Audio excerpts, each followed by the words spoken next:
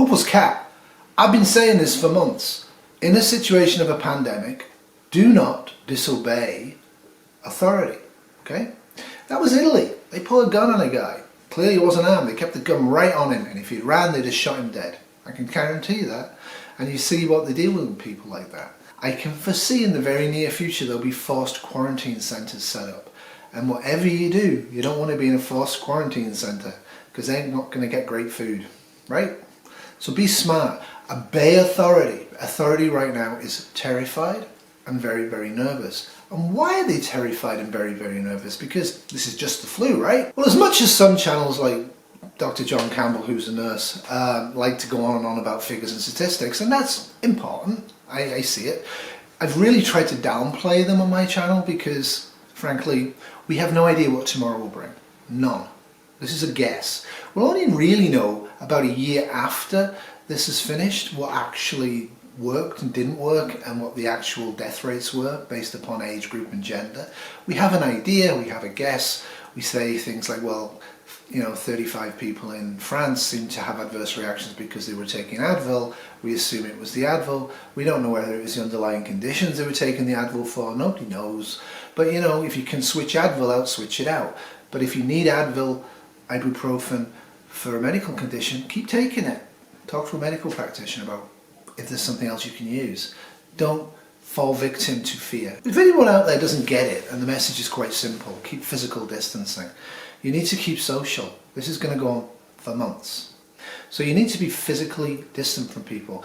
Kitty took me out for a walk this morning. I'm feeling a little bit more optimistic. I've decided that if I die this year from the COVID-19 virus, or Kitty does, or our parents do, or a sister does, or co-workers do, and statistically we're going to lose people we know very well, I'm not going to go into that situation miserable. And statistically, I won't die, so why spend the time miserable?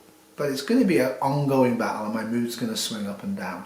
But I am going to eat better and I am going to take more walks and I'm going to try and chill out more. I have to stay optimistic that we will beat this. And we will beat this. We are in a world war. This is World War C. World War COVID. We cannot beat this virus. What we can do is limit its effects and be happy and decent human beings. The only two things that's going to make this virus go away is a vaccine, which is months away, and if it infects enough of us that we stop passing it along. Now there is a vague chance that it might mutate and become much weaker and just disappear.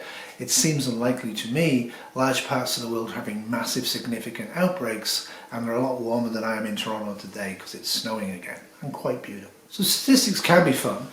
It was 67 days after the first diagnosed case before the world hit 100,000 cases. We hit 200,000 cases 11 days later. We hit 300,000 cases 4 days after that. So you can see that this is getting a lot worse before it gets better. A lot worse. But how worse is it going to get? Nobody actually knows. The projections my health authority are using is a 50% infected rate of all the population with an approximate death rate around about 1%. Now I think that's really optimistic. It might be very pessimistic. If it weakens, we don't know. What I do know is that quarantining and didn't work, and I also know containment didn't work, and I also know that it is well into our community. You can tell by where the infections are popping up now. So we're still having issues at work in terms of manning and getting enough ICU beds, and we have, I believe, 4 COVID positive defined cases, but we have a bunch that are probably COVID. Testing isn't really working. I'm going to put up a picture that Kitty found just to show you what testing's like. I'm not doing this to put you off having testing. I'm doing this to point out to you testing really, really hurts. And that anybody doing the testing has to wear an N95. You cannot do testing for this with a surgical mask and not risk a huge potential chance of getting it. And the testing is pointless. It's great for epidemiology. If people are very sick, they need treatment and they need to be suspected of being COVID. There's nothing we're going to do differently based upon clinical presentation, whether they are positive or negative. Once we have no negative pressure rooms, once we have no single rooms, we're going to start combining known positives or very likely positives in the same room. This is already starting to happen on some degree with tested positives at my facility, and my facility has not been hit yet. So at work, if you have a disposable gown with long sleeves on it, use it please. But if you are a Muslim,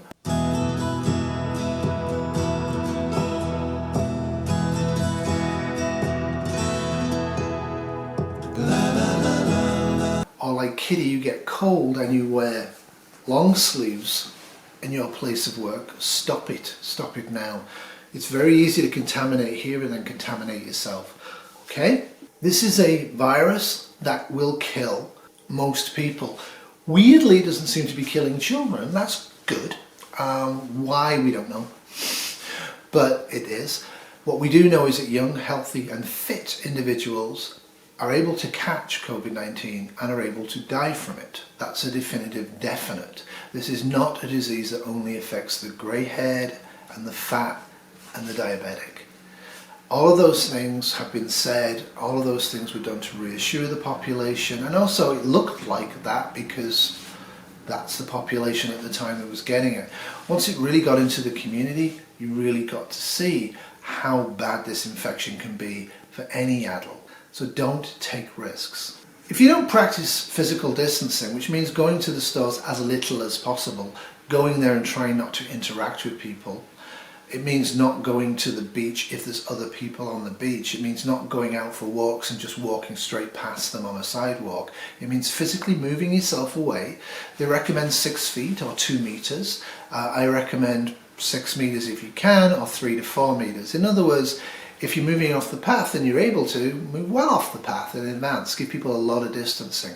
The other thing we did this morning on our walk is that everybody we saw, we smiled at them and said good morning.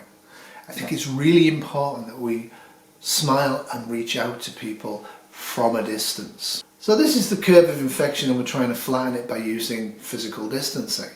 It's not going to work. We're still going to be overwhelmed. The hospital's going to be smashed to pieces in terms of what we normally do. It already has. We're really doing very little of what we normally do. We're trying to keep going with hemodialysis and chemotherapy and cardiac stuff. We're trying to do all of that things and the leukemics, and it's not going to be very easy to do that if in fact it's all possible. And everybody's focusing on that Italy's not giving anybody over the age of 60 a ventilator. If you need a ventilator, which is a life support mechanism, so you are dying and we're able to put this tube and this box onto you and do things with the air and the oxygen to stop you from dying at that moment, doesn't mean that you won't die later on. They're not able to provide enough ventilators for the population. So they have to come up with criteria that's not based upon how you look, it's based upon your actuality of best chance of recovery. So they're treating people under the age of 60 with ventilators now, not over the age of 60. As conditions worsen, that will drop to 55, 50, 30, etc.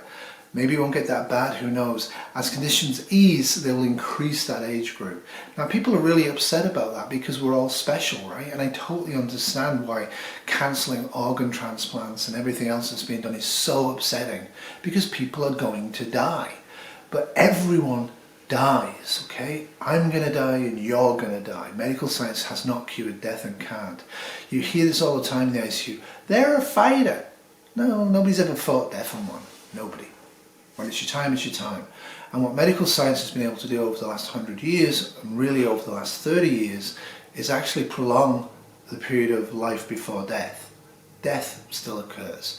So with absolute severe rationing, because there's not enough people, because we're getting sick and there's not enough of us anyway, with not enough machines, it's being done. Now a lot of people want to have lots of ventilators built, and that's great. You guys have got no idea how difficult it is to keep somebody on a ventilator.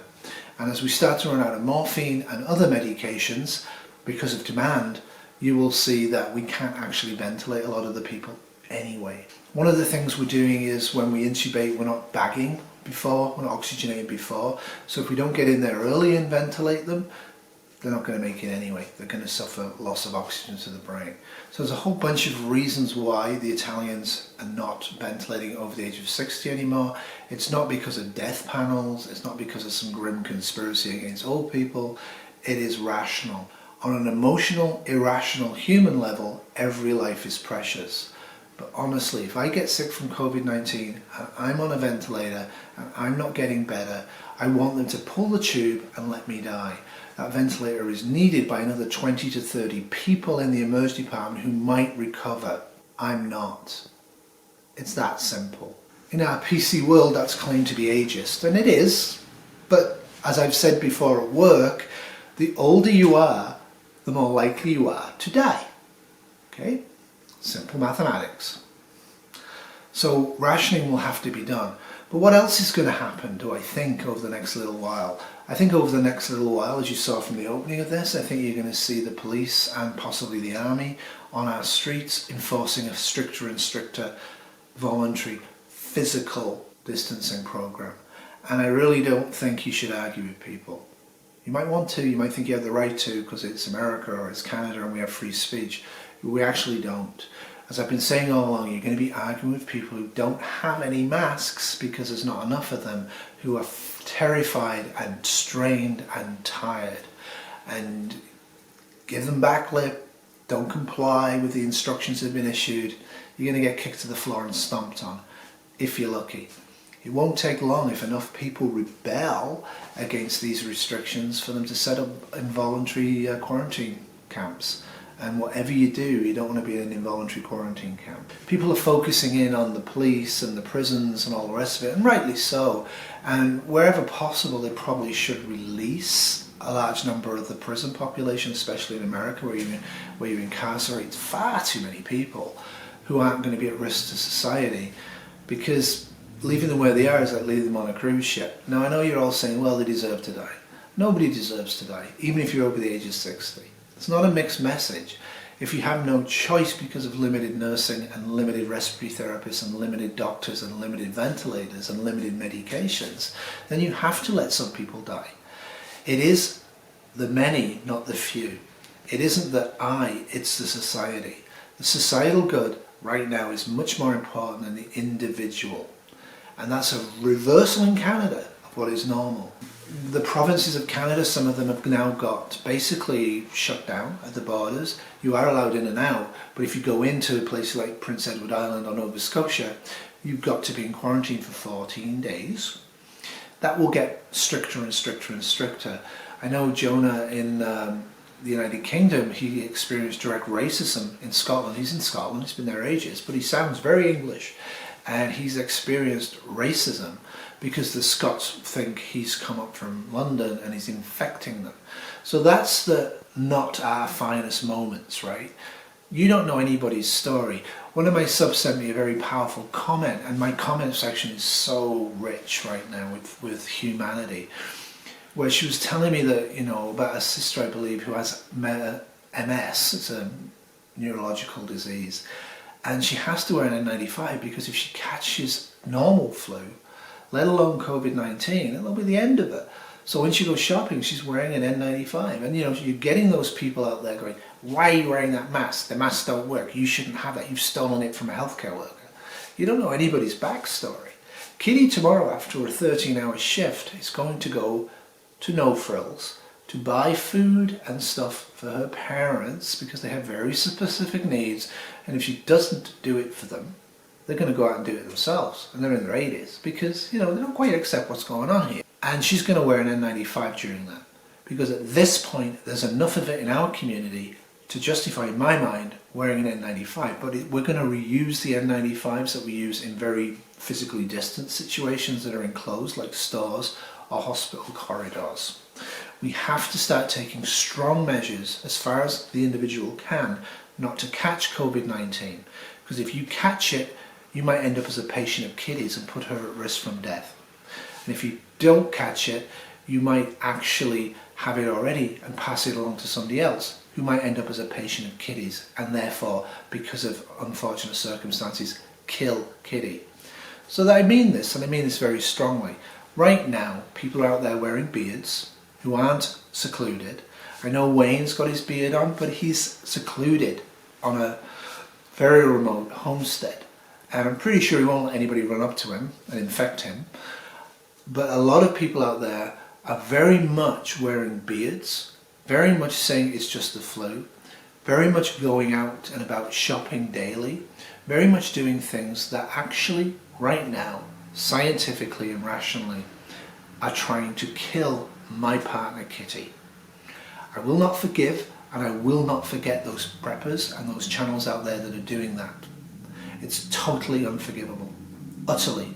And as regards the youth not dealing with it, whatever, they have parents, make them homeless. If they want to try and kill healthcare workers by irresponsible behaviour, they either need direct supervision in an incarceration centre, or you need to throw them out. You should not tolerate attempted murder, and that's what it is. Not following physical distancing right now is definitively, at the end of March, attempted murder of healthcare workers. So that's a bit strong, but there it is. What we did was we bought a DVD player and we got it delivered because our DVD player hasn't worked for about 9 years, and we have a whole bunch of DVDs, so we're watching DVDs. The net's not going to stay up as it is much longer. In Europe it's now down to standard definition. If you are practicing physical distancing, thank you. Thank you very much. You're doing something that's brave and difficult and vital. But you need to make sure you stay fit and healthy. Just sitting on the couch, just drinking scotch all day like Kitty's dad's doing, it's his preferred way of being. And strangely enough, because he's in an assisted living facility, a very high-end one, they're getting their meals delivered because they're no longer allowed in their common areas. And he shows them around the apartment and shows them the cat. He's being as social as he normally is, but he is being made to go out and walk. And so is Dot, his wife. She's also going out and walking a lot. The problem we're having is convincing her not to go shopping. She's so used to shopping that it's almost impossible for her to get the concept of not doing it.